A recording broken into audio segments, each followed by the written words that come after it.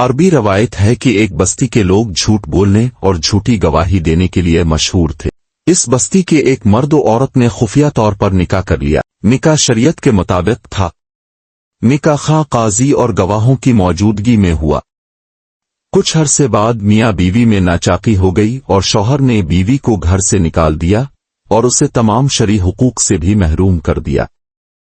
خاتون شہر کے قاضی کے پاس مقدمہ لے کر گئی اور بتایا کہ شوہر نے گھر سے نکال دیا ہے۔ قاضی نے کہا تمہارے اس نکاح کی تو کسی کو خبر ہی نہیں۔ خاتون نے کہا جناب ہمارا نکاح بالکل شریعت کے عین مطابق ایوا۔ قاضی نے پوچھا کوئی گواہ ہے؟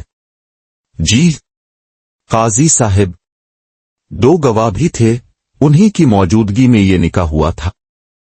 قاضی صاحب نے شوہر اور گواہوں کو طلب کر لیا مگر انہوں نے بھری عدالت میں خاتون کو پہچاننے اور نکاح سے صاف انکار کر دیا اور بیک زبان کہا کہ ہم نے تو آج سے پہلے اس خاتون کو کبھی دیکھا تک نہیں۔ قاضی صاحب نے خاتون، شوہر اور گواہوں کو گہری نظروں سے دیکھتے ہوئے خاتون سے پوچھا کیا تمہارے شوہر کے پاس کتوئی ہے؟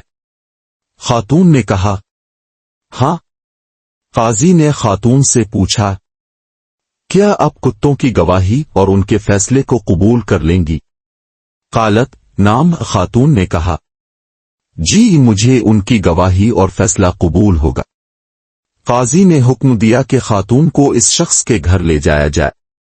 اگر وہ اس خاتون کو دیکھ کر اجنبی جان کر بھونکنے لگیں تو یہ عورت جھوٹی ہے، اور اگر وہ کتے خاتون کو دیکھ کر گھر کا فرد سمجھ کر خوش ہوں اور اس کا استقبال کریں تو خاتون کا دعویٰ درست اور شوہر اور گواہ جھوٹے ہیں اور یہ خاتون گھر کی مالکن ہے۔ یہ حکم جاری کرتے ہی قاضی اور عدالت میں موجود لوگوں نے شوہر اور گواہوں کی طرف دیکھنا شروع کر دیا جن کے چہرے جھوٹ پکڑے جانے کے خوف سے پیلے پڑ گئے اور جسم کپ کپانے لگے۔ فیصلہ تو ہو چکا تھا کہ کون سچا اور کون جھوٹا ہے۔